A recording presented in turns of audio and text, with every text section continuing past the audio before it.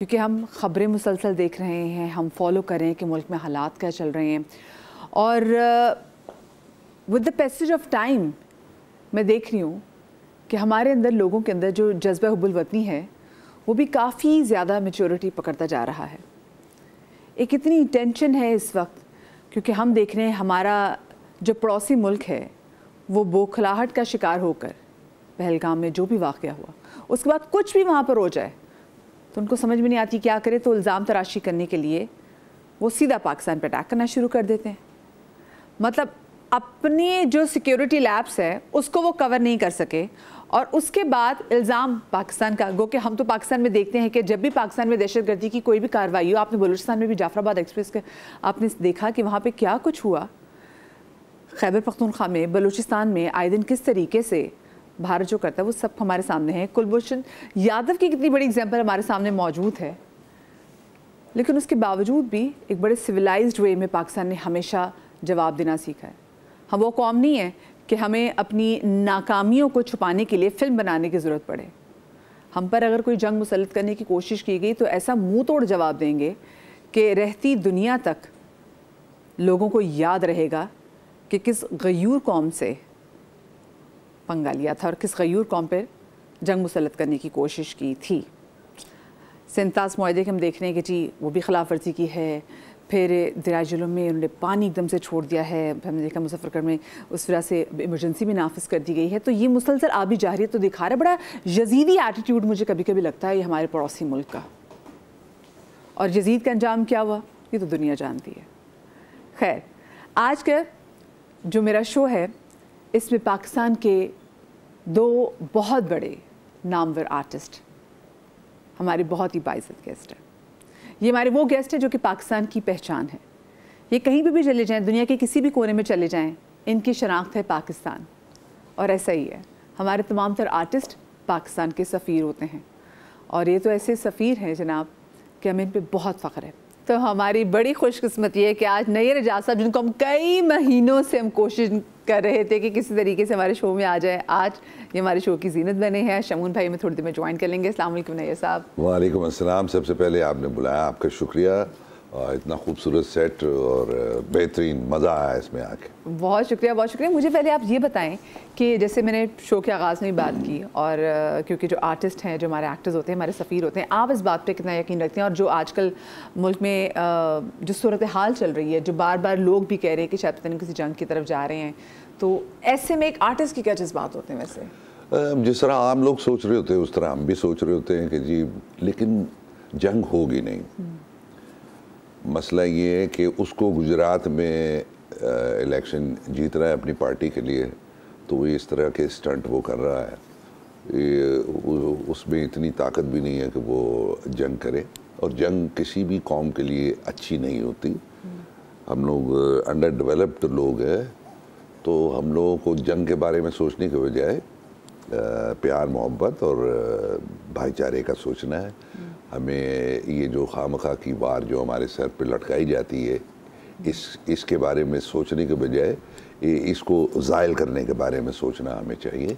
हमें नहीं बल्कि वहाँ भी और यहाँ भी हमें एक दूसरे के बारे में पीसफुल रहना चाहिए और पीसफुल ही रह के सारे मामला। हाँ, लेकिन अगर कोई बिला वजह मुसल्लत करने की कोशिश करे तो दांत करे, दांत से पंदरने चाहिए। फिर ऐसे पढ़ने चाहिए कि उन्हें याद करे, अपनी माँ को याद करेगा तो नाले फिर चाह भी पिला दी, चाह भी पिलाई, चाह पी के जाना। बिल्कुल बिल्कुल। नहीं, उन्हें सोच लेना चाहिए कि जंग जी है ना वो किसी मसले का हल नहीं है गई। नाले मैं हमेशा एक गल करना चाहना वा इंडियन लोगों कि यार तुम लोग शऊर नहीं है, शऊर नू देखो कि की करदा पे है।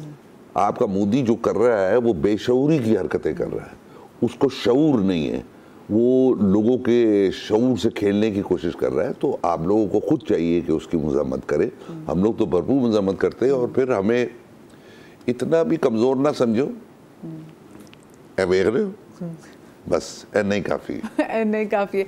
अच्छा, मुझे बताएं नैयर साहब, आपने लाख जैसे ऐसे बहुत सारे ड्रामास में काम किया और लाख जैसे जो खुसूसी तौर पर कश्मीर पे था, ऐसे जब ड्रामास में काम करते हैं तो कितनी बड़ी रिस्पॉन्सिबिलिटी भी आ जाती है कि अपने किरदार के साथ जस्टिस करना ही करना है अब तो। अच्छा, वो जो लाख किया था उसमें मेजर था वो, और वो था कश्मीर में। उस कैरेक्टर की साइकी ये थी कि जी कश्मीर में रहने वाला, चाहे कोई मुसलमान है चाहे कोई हिंदू है, वो कश्मीरी है।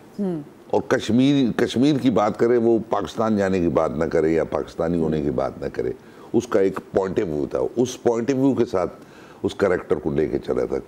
और फिर उसको साइको इसलिए इस तरह का बनाया था कि ये पूरी ऑब्जर्वेशन की बात होती है कि जब किसी इंसान से एक आदमी मर्डर हो जाए तो वो सारी ज़िंदगी गिल्ट उसको छोड़ता नहीं है। तो ये तो बहुत सारे लोगों को इसने मर्डर किया होता है, तो वो उसके अंदर चल रहा होता है सारा कुछ कि भाई इतने लोगों को मैं मार रहा हूँ, बेगुनाह लोगों को। उस एक दबाव का शिकार है वो कैरेक्टर। अगर आपने वो उस किरदार को बड़ी डिटेल में जाके देखा होगा तो वो उसकी आंखों में हमेशा नींद है, वो सो नहीं पा रहा, वो इतना इतना एग्रेसिव हो गया है। और वो एक तरफ तो गाना गा रहा है अपनी बीवी के लिए, शेव कर रहा है, गाना गा रहा है, दूसरी तरफ वो ब्लेड अपनी बीवी को मारता भी है। तो वो इतना ज़्यादा वो उसके अंदर प्रॉब्लम्स थी, तो उसको करते हुए मैं बड़ा वो हो जाता था। वैसे देखिए मैं देख रही हूँ पुराने पीटीवी के ड्रामास में क्या एक कैरेक्टर की डिटेलिंग पे कितना काम किया जाता उस वक्त ये होता था मदिया जी कि आपको 3 दिन रेसल करनी है, 3 दिन आपने काम करना है, तो वो 6 दिन आप उस कैरेक्टर के अंदर लिव करते थे। वो दौर ये था कि आपको सोचने और करने के लिए टाइम बहुत था, इसलिए वो बड़े बड़े काम बड़े अच्छे हो।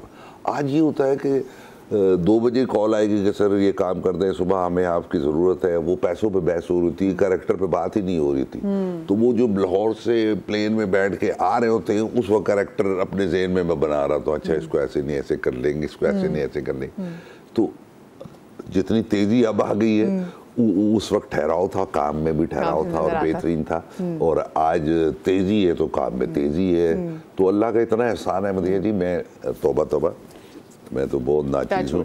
अल्लाह ताला हमेशा इतनी इज्जत से नवाज देता है काम में। अभी आपके प्रोड्यूसर साहब मुझे कह रहे थे कि सर इतना लंबा पीरियड आपने कैसे गुजार लिया। मैंने कहा यार मैंने अपनी ज़बान को हमेशा काबू में रखा।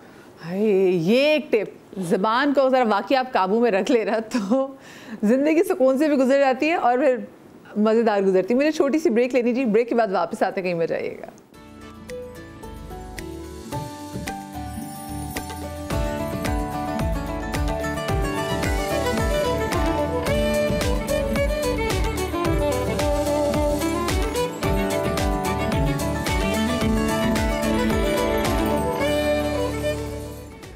जी ब्रेक के बाद हम आपको एक बार फिर से खुशामदीद कहते हैं। नईर एजाज साहब आज हमारे साथ मौजूद हैं और अब मैं उनको ज़रा थोड़ा सा माजी में ले जाती हूँ और उनसे पूछना ही चाहूँगी कि नईर साहब इंडस्ट्री में क्यों कराना हुआ और एक्टिंग में, क्योंकि आपके जो बल्कि बड़े भाई आपके एक सिंगर और एक आपके बड़े ज़बरदस्त एक्टर, तो आपने भी सोचा हुआ था कि मैंने भी भाइयों की तरह फील्ड में आना है? नहीं, मैं बचपन से ना थोड़ा सा इस तरह भी कैफियत का बच्चा था कि कभी मैं कुछ बन जाऊँ, कभी कुछ बन जाऊँ, कभी कुछ बन जाऊँ, कभी कुछ बन जाऊँ, वो क्लियर नहीं था माइंड। तो फिर जब लाहौर में पढ़ने गया, अपने बड़े भाई के पास में रहता था, पढ़ता था। तो नहीं, आप पैदा कहाँ पे हुए थे? पैदा मैं कोयटा में पैदा हुए। मैं बाय बर्थ बलोचिस्तानी हूँ। अच्छा, बलोचिस्तानी। हाँ, तो लेकिन पढ़ने के लिए मैं फिर लाहौर चला गया। लाहौर रह के तो मैं क्रिकेट खेलता था, ग्रेट क्रिकेट खेली, लेकिन वो सिलेक्शन उस टाइम पे नहीं हो पाई। तो फिर वालिद साहब को अंजाना का अटैक हुआ, तो फिर मैं कोयटा पर मुझे जाना पड़ गया, क्योंकि मेरी अटैचमेंट अपने वालिद साहब से बहुत ज़्यादा थी। तो वहाँ जाके फिर लाहौर में आपको पता रहने वाला जी, और हम लोग रहते भी मुस्लिम टाउन नहर के पास, और उस नहर पे जाना, नहर दे पुल थे। और उसके बाद जनाब जब आप एकदम कोयटा चले गए, 4 सड़कों पे मुश्तमिल कोयटा, तो वहाँ दिल नहीं लगता।